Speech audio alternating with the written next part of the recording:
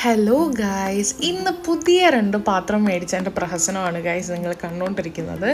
അതിനകത്ത് ആദ്യം ഉണ്ടായിരുന്നത് ഒരു മറ്റേ കടുകൊക്കെ വറക്കാൻ പറ്റുന്ന ഒരു കുഞ്ഞു പാത്രവും ഇങ്ങനെ ഒരു പാനുമായിരുന്നു. ഈ പാൻ എനിക്ക് നല്ല ഇഷ്ടപ്പെട്ടു. ഏതായാലും കുക്ക് ചെയ്യാൻ പാത്രം മേടിച്ച സ്ഥിതിക്ക് എന്നാൽ അതങ്ങ് ഉദ്ഘാടനം ചെയ്തേക്കാമെന്ന് വിചാരിച്ചു. അധികം അങ്ങോട്ട് കുക്ക് ചെയ്യാൻ എടുക്കാത്ത ഒരു സാധനമാണ്. എടുക്കുന്നുണ്ടോ എന്ന് എനിക്കറിയില്ല.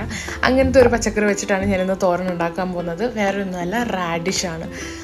റാഡിഷിൽ കുറേ ബെനിഫിറ്റ്സ് ഉണ്ട് കഴിച്ചാൽ. അതൊക്കെ വഴിയെ പറഞ്ഞുതരാം. പാൻ വെച്ചു, എണ്ണ ഒഴിച്ചു, കടുക് പൊട്ടിച്ചു. അതിനകത്തോട്ട് ചെറിയൊരു പീസ് ഉള്ളിയും പച്ചമുളകും കറിവേപ്പിലയും കൂടി ഇട്ട് നന്നായിട്ടൊന്ന് വഴറ്റി കൊടുത്തു. അതിനകത്തോട്ട് ഞാൻ ഒരു സ്പൂൺ നമ്മുടെ തേങ്ങ ചിരകിയതും കൂടി ഇട്ടിട്ട് ഒന്നുകൂടെ ഒന്ന് വാട്ടി കൊടുത്തു. കുറച്ച് മഞ്ഞൾപ്പൊടിയും ഉപ്പും കൂടി ഇട്ടിട്ട് വാട്ടുക. അത് കഴിഞ്ഞിട്ട് റാഡിഷ് ഇങ്ങനെ ഗ്രേറ്റ് ചെയ്ത് വെച്ചതാണ് ഇട്ട് കൊടുക്കുന്നത്. റാഡിഷ് ഗ്രേറ്റ് ചെയ്ത് മഞ്ഞൾപ്പൊടിയും കൂടെ ഇട്ട് നന്നായിട്ടൊന്ന് പിഴിഞ്ഞിട്ട് വേണം എടുക്കാൻ, അല്ലെങ്കിൽ അതിൻ്റെ ഒരു ചവ എടുക്കും.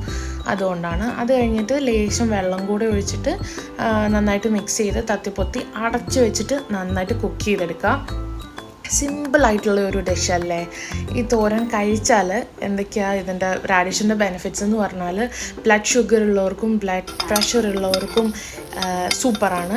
പിന്നെ ഈ ലിവറിൻ്റെ ഹെൽത്തിനും ഒക്കെ നല്ലൊരു ഇതാണ്. ഇത് എന്നത്തെയും എന്താ പറയുന്നത്, ഹൈഡ്രേറ്റ് ആക്കി വെക്കാൻ സൂപ്പറാണ്. കാരണം ഇതിനകത്ത് നിറയെ വാട്ടർ കണ്ടൻറ് ഉള്ളൊരു പച്ചക്കറിയാണിത്.